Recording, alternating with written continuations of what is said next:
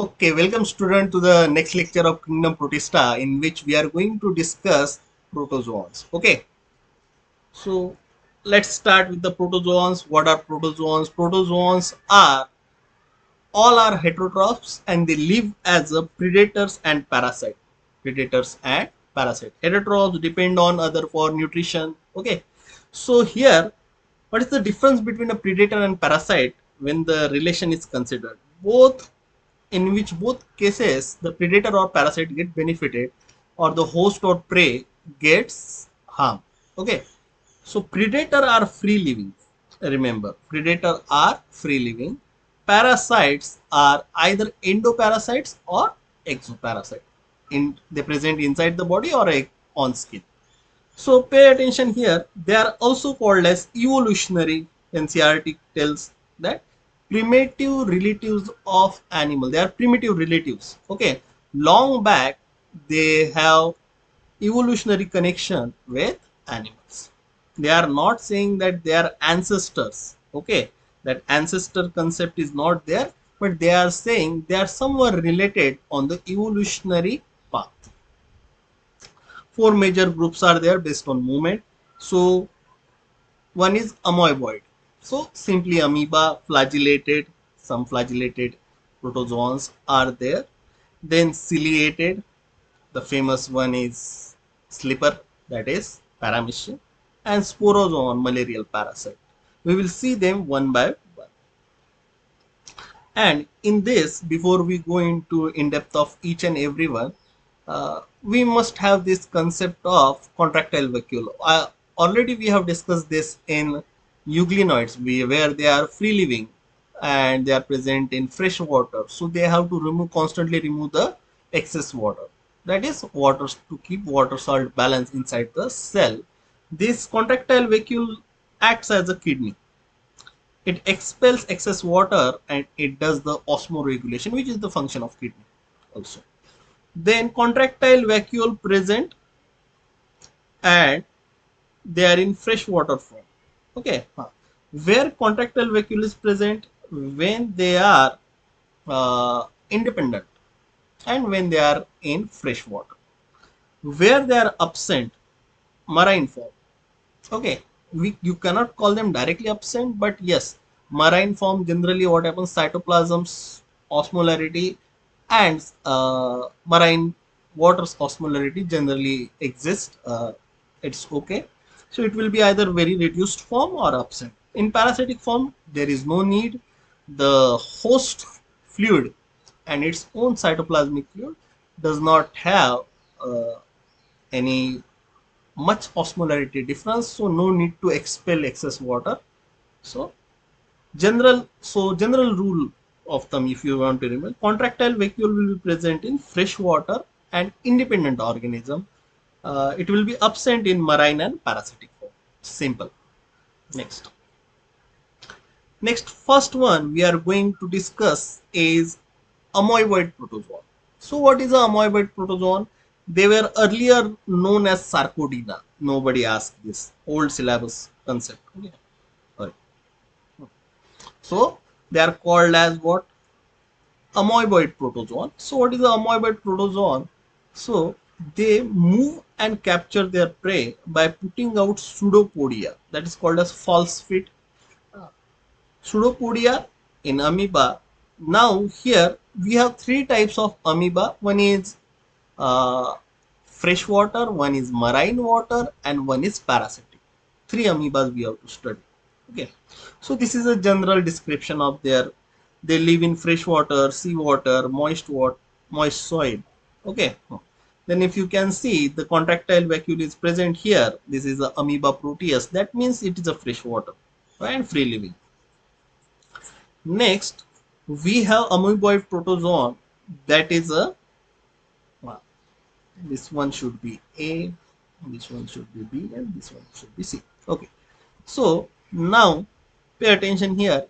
We have here amoeboid protozoan, and it is a marine form of amoeba. So marine water or marine environment is rich with silica. Then this silica generally, if this is a amoeba, the silica will form, accumulate here, and it will create a shell, silica shells. Okay, so do not confuse this amoeboid protozoan or this silica cells with diatomous earth. Remember, one question can be framed like this: do not confuse silica cells on amoeba with diatomous earth. Okay, these have, while they are living, they have silica cells as, okay, so silica cells on their surface. This is a amoeboid protozoa. Next we have parasitic uh, amoeboid protozoan, that is called as entamoeba histolytica. Entamoeba histolytica. So entamoeba histolytica, if you see the name enteric, it will enter in a, it will cause problem in large intestine. Okay, enteric system. So enta, amoeba, and histolytica. Histo is what?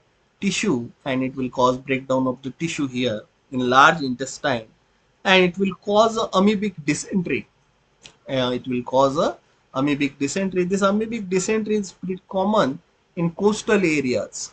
Okay, next.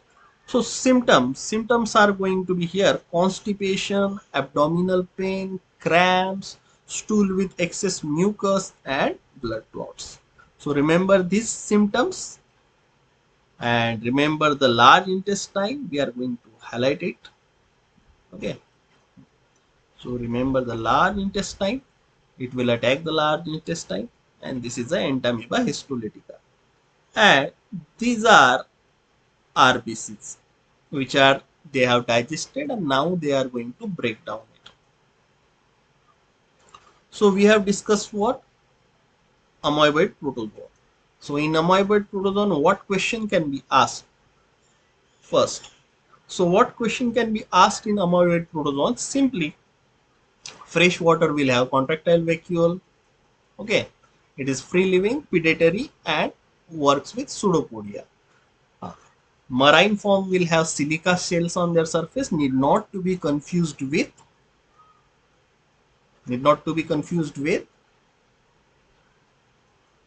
diatoms. Next, parasitic form such as entamoeba histolytica, it causes amoebic dysentery, which is an infection of large intestine, and these are its symptoms. Stool with excess mucus, you can, this is the keywords. Next, if we move, there is a flagellated protozoa. Hello, hello, come. Second one, the protozoan we are discussing is the flagellated one. It has a flagella, and very particular questions are asked from this. Pay attention. Flagellated protozoan have flagella, therefore they are motile. So flagella, therefore they are motile. So some of them are free living, other are parasitic. So problem comes here that student often consider the flagellated protozoan as parasitic because the example we discuss are parasitic. We do not discuss free living example. So pay attention. Here they are both free living and parasitic. Question is asked here many times. Next. So pathogenic examples we are going to take is trypanosoma. Okay, the pathogen is trypanosoma. Again, it is a pathogen that is a parasitic, so contractile vacuole are absent. So vector to carry this trypanosoma to host, that is human, a vector is needed. A fly is there. This fly is called as sese fly. Sese. Okay. So sese fly, or if you want to remember, tase fly. Okay, whatever. Tase fly. See, this T is silent here. The silent T creates problem while writing. If you have that kind of problem, otherwise this is the sese fly. So this trypanosoma and this sese fly causes sleeping sickness in humans. Generally, this is more seen in Africa. Next, this is a Trypanosoma gambians. It causes sleeping sickness. Okay. So pay attention. Here is a flagellum, and this looks like an eye, but it is not an eye. This is a single cell. This is a nucleus, and it has this undulating membrane. Okay. So this is a Trypanosoma. Next we have Leishmania donovani. Next we have Leishmania donovani. This is not part of NCRT. This is extra. Its vector is sandfly. So Kala Azar, it causes Kala Azar. The person becomes black. Giardia intestinalis, it is caused by food and water. Again, these all are belonging to flagellated protozoa. But for NCRT purposes, this is more than enough. Just remember here, NEET purposes also, just remember here that they are both free living plus parasitic. And Trypanosoma, sessile, sleeping sickness. Done. Next. Next is, sorry, itchy nose. Next is ciliated protozoa. Next is what? Ciliated protozoa. So here we have our favorite slipper, that is a paramecium. So it's aquatic, actively moving because of thousands of cilia. Actively moving because of thousands of cilia. Pay attention what is written here. Actively moving. So B flagella, big cilia, all are going to be actively moving. So who passively moving are organisms which float. So we have seen chrysophytes, they don't have any flagella or any movement organ. So they are going to float passively. Then we have cavity or gullet, which opens to outside. It is present there, and from there food is collected. Coordinated movement of rows of cilia push the food, water laden with fruit steered into gullet, and the food is inside the body in food vacuole. Okay, don't worry, we are going to see the diagram. Body is covered by again proteinaceous pellicle, helps to move. Nutrition is holozoic, entire part of food is eaten, and some are parasitic. Some are parasitic. So here we are again. So body covers pellicle. Okay. Nutrition is holozoic. That means bits of smaller organisms or food particles they will take inside and digest. Parasitic nutrition is going to be external digestion and absorption of material. Okay. So there is this concept of micronucleus and macronucleus which is not present in NCRT, but once this was, I think 2013 NEET, this was asked, so I have added it. But first let's go to the diagram. So this is a very big diagram of paramecium, looks like a slipper. Okay. So see, when we are talking about gullet, the first we will discuss the things given in NCRT text. So gullet or cytopharynx, from here what happens, food is laden and the food is rolled through this cilia into this food vacuole. Okay, then contractile vacuole is present. Contractile vacuole is present because of it is free living and freshwater organism, and it has a trichosis, that is for defense and anchoring. Not part of syllabus, but still good to know.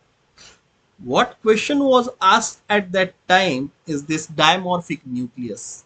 Okay, is this dimorphic nucleus. In this dimorphic nucleus, what is happening? A larger nucleus will be there, that will be called as macronucleus, and a smaller nucleus will be there, that is called as micronucleus. So two types of nucleus, so it is called as dimorphic nucleus. Actually, the smaller one is important because it is a reproductive nucleus. Okay, and it will give rise to this larger nucleus, macronucleus. So macronucleus generally handles metabolic reactions and all that, and genetic in cell division and all those reproductive things will be handled by micronucleus. This is just the extra concept, but it was once asked in NEET. I don't know whether this will be asked in current NEETs, and generally they won't give much importance to this. But still, reproductive smaller generates macronucleus, and this is a macronucleus which will be somatic and metabolic. Okay.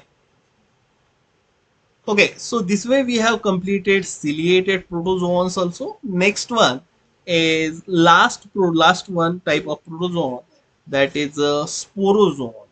Sporozoan is an endoparasite, so it does not need any kind of contractile vacuole and all, and it's a little bit dangerous one because one of this is Plasmodium vivax. So this Plasmodium vivax, we talked about Plasmodium earlier last lecture. At that time, in slime mold, Plasmodium is a collection of jolly slime molds. They are the group aggregation of slime molds in a favorable condition, party condition. And this one is a parasite, Plasmodium vivax. This one is a parasite. This is a malarial parasite. Okay. So malaria has a staggering effect on human population. Malaria has a staggering effect. What is this staggering effect? If the population is going like is up, so population graph is going like this, because of the deaths caused by malaria, this is called as staggering effect. Thus it's staggered down. Okay. So malaria and other mosquito borne diseases have killed more people in total than any other wars, say nuclear bombs and all and all. So it's very dangerous. So they are infectious, highly infectious in a stage. They are called as sporozoid. Remember this question they ask, in which stage they are called as infectious. So sporozoid. Same topic we will learn in 12th in human diseases and control. So there is, it will be discussed in detail life cycle. Okay. For here, pay attention. Uh, the sporozoid like stage is is highly infectious. Then this female, then there is two hosts. One is primary host and another is secondary host. In female Anopheles mosquito, the sexual reproduction occurs. That's why it is a primary host, and it is also called as definitive host. Remember, wherever the parasites, wherever the parasites reproduction occurs, that is fusion of gametes, not gametogenesis, fusion of gamete occur, that is going to be primary host, that is going to be definitive host. Second one is human beings. So in second, this is a secondary host or intermediate host where gametogenesis occur, where gametogenesis occur. This fusion, it happens in gut of mosquito, and this gametogenesis occurs in RBCs or liver cell. So this is the life cycle of Plasmodium from 12th. Okay, so you can go through this, but rather than going through this now, we will go through this detail when we are going to study human diseases and control. So here we have completed all four type of sporozoan, four types of protozoan. One is from amoeboid to ciliated to flagellated to sporozoans. Okay. So thank you. We have also completed protozoan. Next topic is going to be kingdom fungi, and this one is very important. And from here, they ask the questions about spore, morphology, septa. So this is going to be our next lecture. Thank you. And we will meet in a next lecture where we will discuss kingdom fungi. Happy learning.